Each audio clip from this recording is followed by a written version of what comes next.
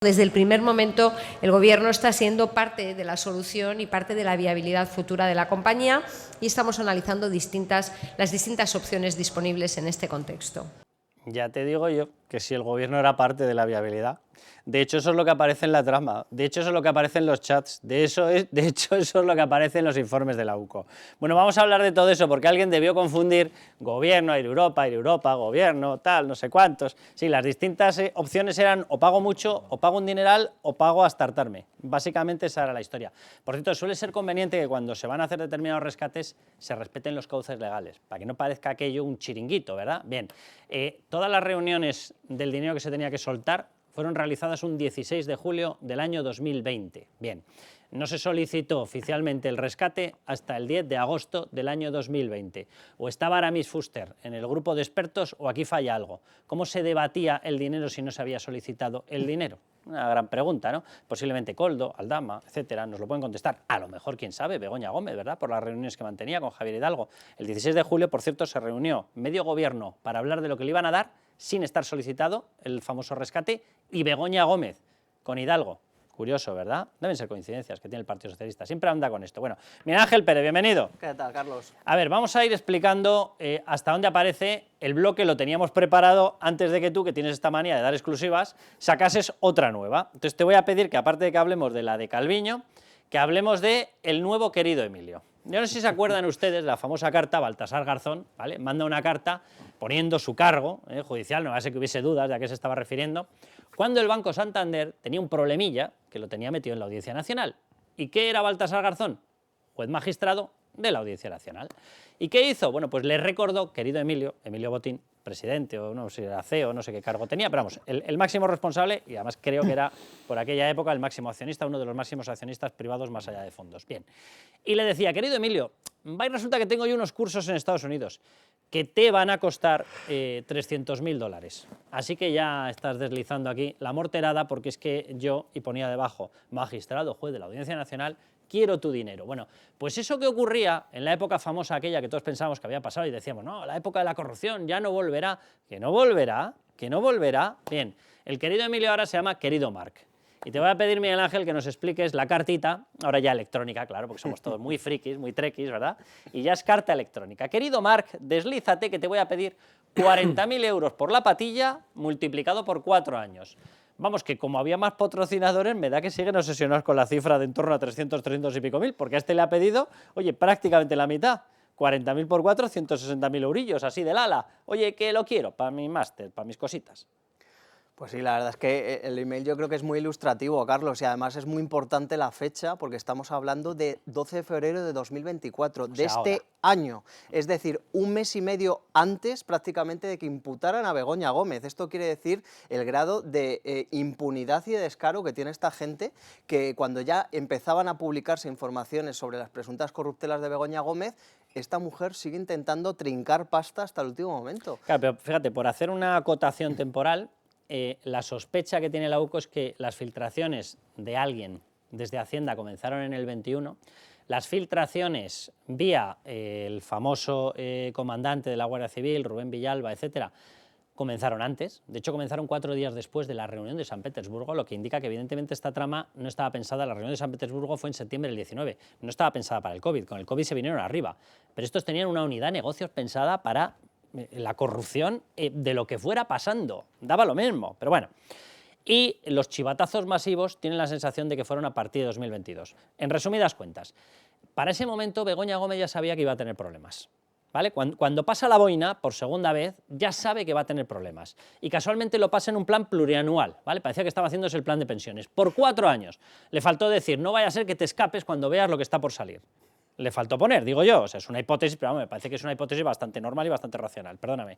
Sí, Carlos, Reales Seguros ya se había descolgado, había dicho que no continuaba en la cátedra y entonces Begoña Gómez intenta sacar más pasta a la Fundación de la Caixa y le pide 160.000 euros. Claro, decimos 40.000 por 4, o sea, 160.000 euros en esa carta que es Buenos días, Marc, y llena, aporta un documento de 6 páginas llena de palabrería barata utilizada por Begoña Gómez, hablando de ecosistemas, de empresa... Planeta, resiliente, sostenible, eco-guay, Efectivamente. chupi-progress, el lenguaje este maravilloso. Que la conclusión es para la saca y me lo llevo, o sea, lo que quiere es la pasta y lo llena y lo adorna con el ecosistema.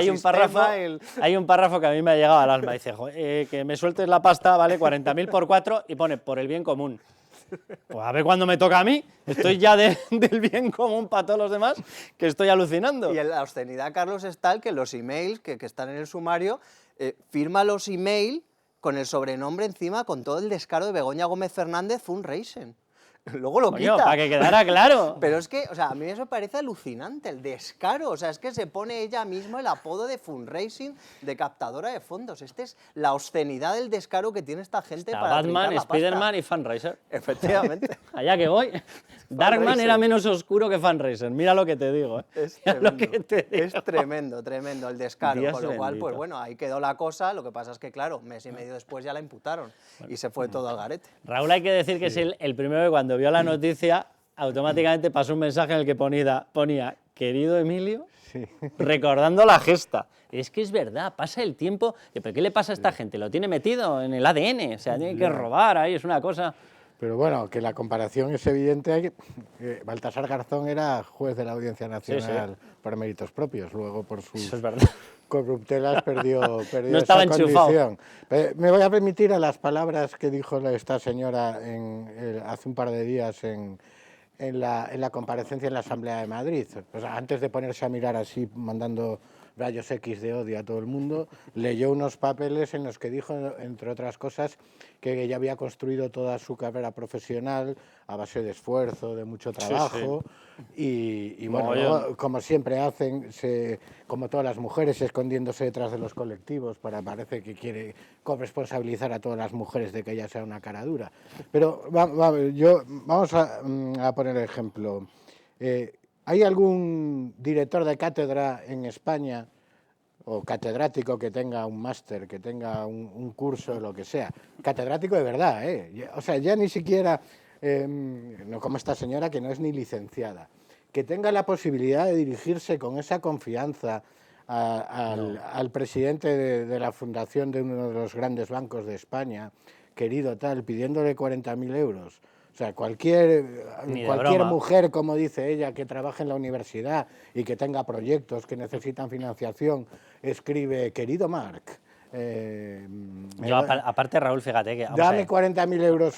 Pues, es que esa es la cuestión de fondo. Evidentemente ha utilizado siempre su condición de ser la esposa de Pedro Sánchez para hacer este tipo de cosas, porque nadie del ámbito de la universidad le manda cartas a los presidentes de bancos, querido tal, dame 40.000 euros. Y yo la tontería esta de yo, que me lo he hecho con mi esfuerzo, con el esfuerzo del que tienen las familias que se levantan a las 6 de la mañana con 2 críos, 3 críos para sacar a todos adelante, ¿vale? Y la frase no es mía, por cierto, es del Mono Burgos. Sí, incluso, ¿vale? Cuando se quejaba un jugador de otro equipo, dice, el estrés de la grada, incluso el estrés. En la universidad, aunque lamentablemente cada vez menos, hay mucha gente que se ha labrado su carrera académica con mucho esfuerzo, pero que a estas con alturas, mucha dedicación. Pero Raúl, que a estas alturas todos hemos visto ya los vídeos, lo que hacía, lo que no hacía.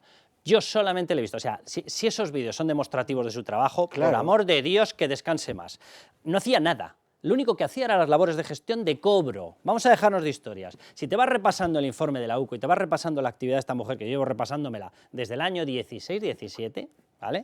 Bien, llegas a una conclusión. Su única labor era pasar la boina. O sea, lo siento, pero es así. Yo no le he visto hacer nada, no he visto un informe, no he visto una clase que no te produjera risa. Y dices, ¿pero qué está diciendo? Pare ya con lo de resiliente, sostenible, eco, planeta, salvemos el bisón. Para ya, di algo normal, di algo coherente. No hay nada, humo. Lo único que ha hecho ha sido las gestiones de cobrar. Vamos a dejarnos de historias. De cobrar a título de mujer del presidente del gobierno. Totalmente. Que sí. Pero bueno, vamos a ir a esto de Calviño, que no quiero que se nos escape el tema de Air Europa. Yo siempre he sostenido que aquí, más allá de otras cosas, hay muchos otros negocios, porque es que es como Yolanda Díaz y el grupo plurinacional que se autodefinen en Sumar, pues este es plurinegocial. Tiene negocios por todas partes, pero hay dos que son un maná de pasta. Uno, el de la Organización Mundial del Turismo, ya hablaremos de este. Pero ahora vamos al del rescate de Air Europa, y no quiero que se escape esta historia de Nadia Calviño. Escúchenla. En el caso de Air Europa y otras compañías aéreas, tanto a través del ICO como a través de acciones gestionadas por la Sociedad Estatal de Participaciones Industriales, la SEPI, hemos apoyado decididamente la solvencia de esta empresa, que es estratégica para nuestro país. Ya te digo yo que era estratégico. La cuestión era ¿para qué? ¿Vale? Este mensaje que están viendo aquí, reenviado, ¿vale? Y es un mensaje reenviado de Nadia Calviño, la misma persona que acaban de ver ahí, diciendo esto de es estratégico. Y la pregunta es ¿para qué era estratégico? ¿Vale? Muy bien, vamos a verlo. Este mensaje se lo envía a Víctor Gonzalo de Aldama, Koldo García Izaguirre, y le rebota tal cual me lo envía Calviño. Es una noticia del diario El Confidencial. Lo sacaron más periódicos en aquel momento, pero bueno, en concreto esta es del Confidencial. Se lo resumo, Globalia aprobó superdividendo antes de pedir rescate, con dos narices. 35 millones era el plan, repartírselo justo antes de pedir dinero. Se lo explico de una manera, ¿vale? Globalia, que es la empresa matriz y la dueña y la responsable de Air Europa, reparte 35 millones, es decir, vacía sus fondos justo antes de decir que necesita fondos para Air Europa. Los que repartía, los repartía entre los dividendos. ¿Quiénes eran los dividendos? Pues entre otros la familia Hidalgo. Es decir, justo antes de pedir fondos públicos, vaciaba los fondos privados para la familia Hidalgo. ¿Esto es estratégico? ¿Para quién? ¿Para España? ¿En serio?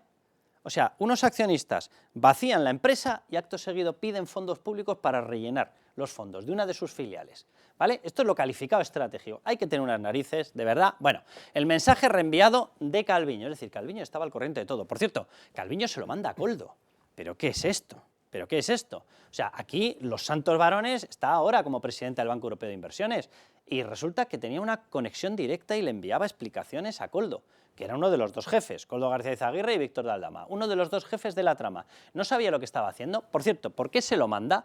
Bueno, atención, vamos antes de responder a esa pregunta a las respuestas de los iluminados, porque diríamos, no, Koldo y Víctor Gonzalo, dos personas totalmente introducidas en el mundo de los negocios.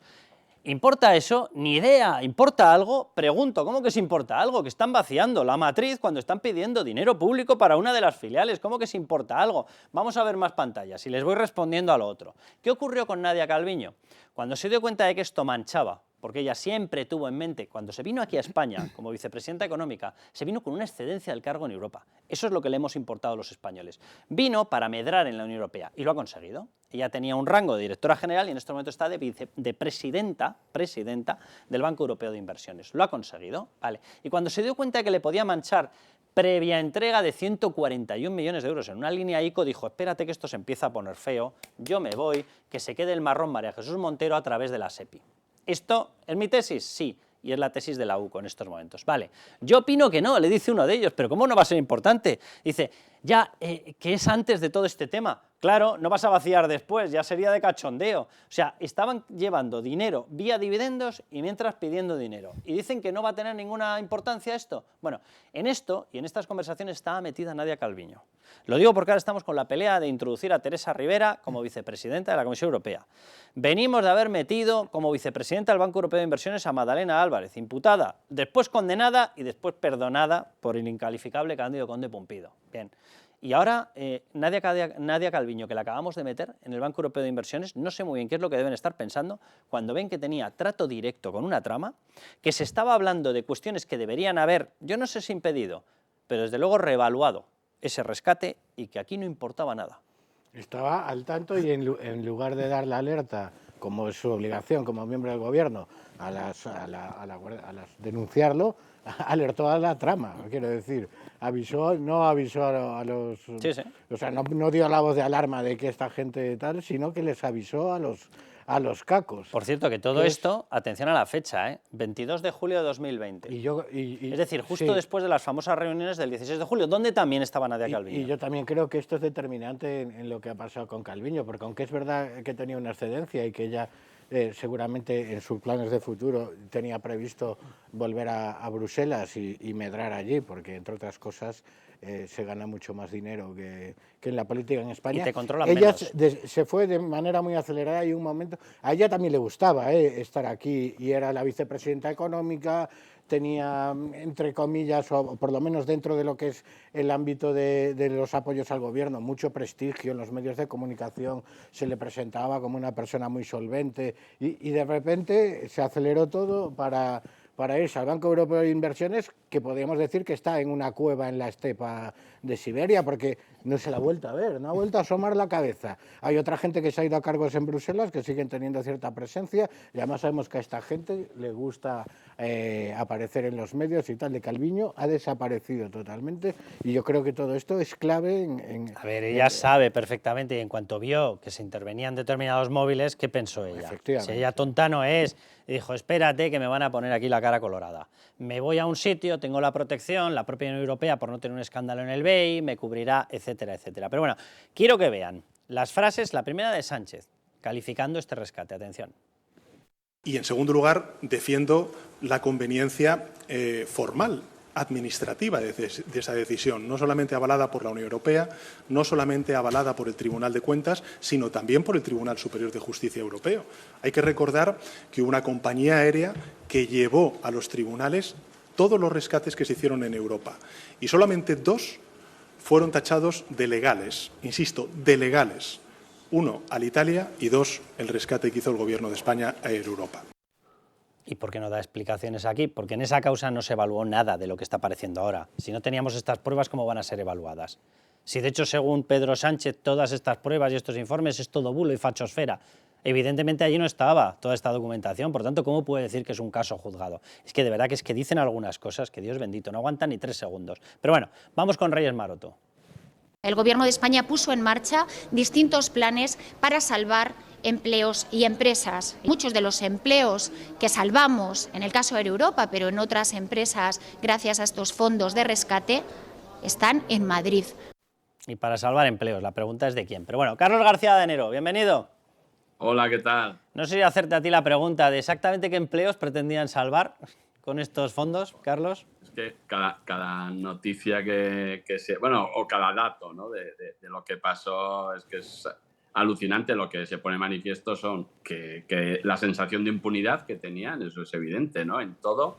Y luego hasta dónde estaba metido Koldo y Aldama, ¿no? Que yo creo que debían andar por Moncloa como Pedro por su casa. O sea, mira, es que acabas de decir una cosa que yo creo que es el eje del replanteamiento de este caso, porque comenzó con un planteamiento que si Koldo, que si Aldama, a lo mejor se llega a Ábalos. Bueno, algunos llevábamos desde el inicio diciendo esto no acaba en Ábalos ni por lo más remoto, porque era el poder suyo vicario del poder de Pedro Sánchez. Él era el número 2 del partido, ese era el poder transversal que tenía para entrar en distintos ministerios. Pero es que en estos momentos ya tenemos a un Ministerio de Industria que intervino en las reuniones de Villafuel, a un ministerio de Teresa Rivera que no es que interviniera, es que acabó avalando la licencia de Villafuel, que es, de hecho, el caso por el cual Víctor de Aldama está en prisión junto con su socio en estos momentos en Soto del Real. Tenemos al Ministerio de Interior por los chivatazos, por las compras de las mascarillas, por el viaje de Delsi. Tenemos Exteriores, que estaba avisado del viaje de Delsi. Tenemos al presidente del gobierno, al número 1, que dijo directamente bien y que estaba en estas reuniones. Tenemos al Ministerio de Transportes, porque estaba Ábalos. Tenemos la consecución de algunos ministerios. En el Ministerio de Política Territorial está Ángel Víctor Torres, que en aquel momento estaba en la Comunidad Canaria, donde aparecen también compras y compras sospechosas. Tenemos al Ministerio de Sanidad con la megacompra, a través de ellos, de la trama. Es que la gran pregunta es, ¿qué ministerio no estaba? Y si la gran pregunta es qué ministerio no estaba, la penetración era en Moncloa. Y eso es obvio. Carlos, que te has quedado callado. Sí, no, que es que... Ha sido tan clara la exposición que...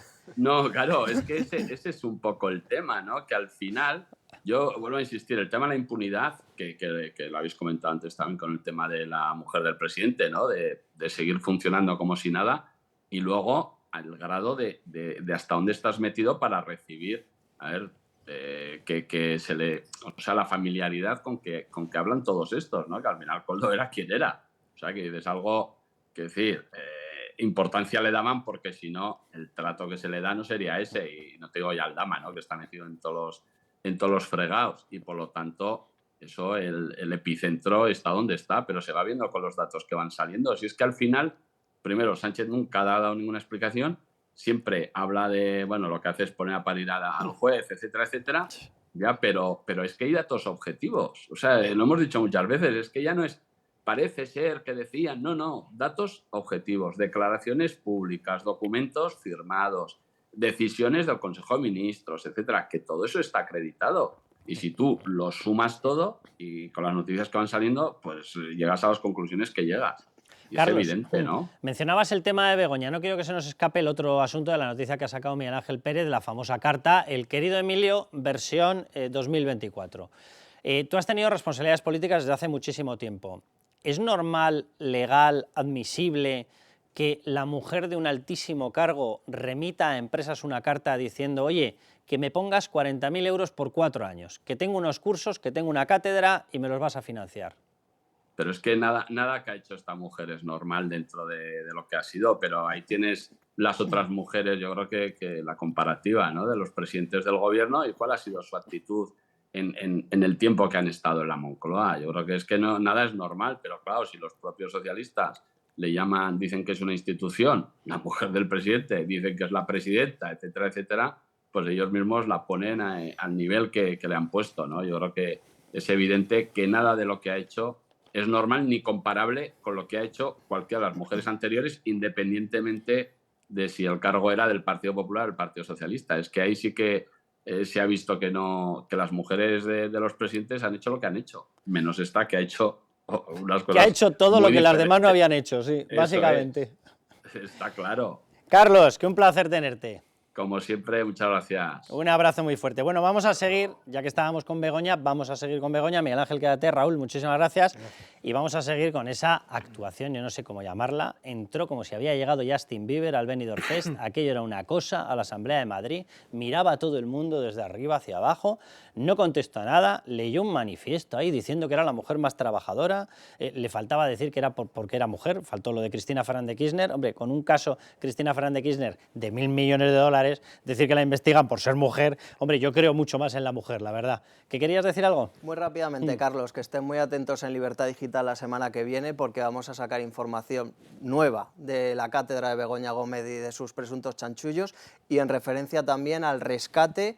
Ojito, tú hablas de unos dividendos que se habían obviado a la hora de conceder el rescate a Globalia por parte del gobierno de Pedro Sánchez, y vamos también a contar nueva información sobre otros aspectos económicos de Globalia que se pasaron por alto. Bego.fanraiser, a leer Libertad Digital. Venga, nos vamos al siguiente bloque.